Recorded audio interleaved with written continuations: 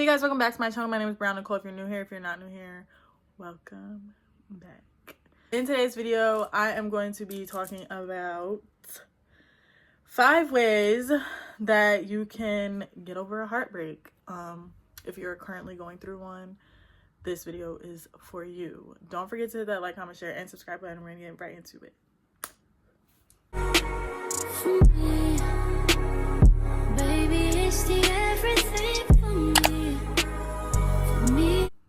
Alright y'all, so I actually had made this video yesterday, but then I was like, I'm gonna redo it because literally I had made another video yesterday and I didn't take any thumbnails, and I was like, I'm gonna have to use the same thumbnail. So I was like, I'm gonna just redo the whole video. So here we are. But this is definitely gonna get posted today. So if you see me in this outfit in the next video, I'm recording the same day. So it is what it is. But yeah, so we're gonna get right into it. All right, so number 1, when getting over a heartbreak, first thing I do, and I'm just gonna speak on myself because I really can't speak on what other people do, but I can give you guys like little advice. So this is just my advice on what to do when you're going through a heartbreak. So number 1 for me was to talk to God. Going through a heartbreak is really, really tough. I know there have been plenty of times where I got my heart broken, whether I was actually with that person or not. So I know that it can be difficult just having somebody that was in your life not be there anymore. So number 1 for me was definitely praying, going to God, bringing it to God, just giving the situation to God, letting him figure it out for you. That is definitely number 1 on the list on what to do. You're feeling super down and like you don't have anybody, God is definitely there for you. I know not everybody is, a believer, but praying, listening to, podcasts that speak on certain things, all of that is going to church. It was number 1 for me. Just being in that atmosphere definitely helped.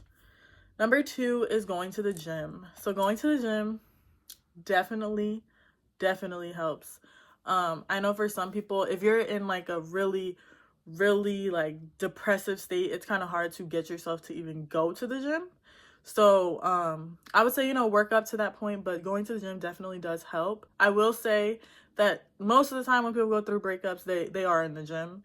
That is just something that I guess people do. It definitely gives you the opportunity to like work off that stress and work off whatever feelings you're feeling and to let it go. Like take it out on a bench press, take it out in running, take it out, in squatting, just getting yourself. And then in the same, in the same sentence or the same, I don't know what it's called, in the same scenario, you're also getting your body fit and, doing something good for yourself. So that's also a plus when going to the gym and your heart is, shattered. Next one is reading self-love or motivational books. If you like to read, this is like the perfect thing for you. I had a lot of like Christian authors, Christian books that helped me during like my little breakups. And then, just reading period can just take your mind completely off of it because you're reading something that, especially like fictional books, all of that stuff will definitely take your mind right off of the situation that you have going on. And then even books that are, motivational or books that will actually teach you something, those books are really good as well for you to read like when you're going through heartbreaks. So that is number 3. Number 4 is listening to motivational or Christian podcasts. So I kind of mentioned this in number 1 when I talked about God. Christian podcasts, I feel like, have really gotten me through times of heartbreak. I know one specific podcast was Girls Gone Bible. They talk about relationships a lot on there. They talk about like the type of man or woman that you should be looking for, and just, getting your mind right in that aspect. and also, you know, including God in the same sentence. So it really, those podcasts really did help. And then I also used to listen to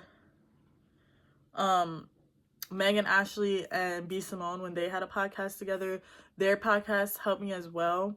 They have separate podcasts right now, but I feel like they still speak on like very relevant scenarios and situations. I actually haven't listened to them separately yet, but they definitely can help. And I think the podcasts that they made together are still there, so you could really just go back and listen to those. They talked about relationships a few times as well, and I just feel like that could help. There's other podcasts as far as Christian podcasts go that I have, you know, followed. There's Happy and Healthy. They talk about relationships as well. Self-Care and Chill with Maui. She's not a Christian based podcast, but she does speak on relationships and, you know, things that you should and should not do in relationships. Like some of her titles is You Move Too Fast, You Forgave That Man but Not Her, Leave That Man Alone, Standing on Business, Seeing Your Inner Child. So it's just like little things like that that could actually, you know, build you and help you through your situation. So I think that she is a good podcast to listen to as well. And then I have these other ones that I actually haven't really listened to, but I added them. And I know Quality Queen Control, that one was good too. But again, I haven't listened to these podcasts in like a very, very long time. So I'm sure the podcasts that I did listen to are still on there. So when they are speaking on relationships and stuff, that stuff is probably still relevant and on there. And then lastly is changing your environment. So for me, around the time that I came to where I'm at right now, I think the relationship that I was in had ended like 6 months before or 7 months before I came here. And so having a change of scenery, I feel like definitely helped me to just, you know, completely erase that part of my life from my memory.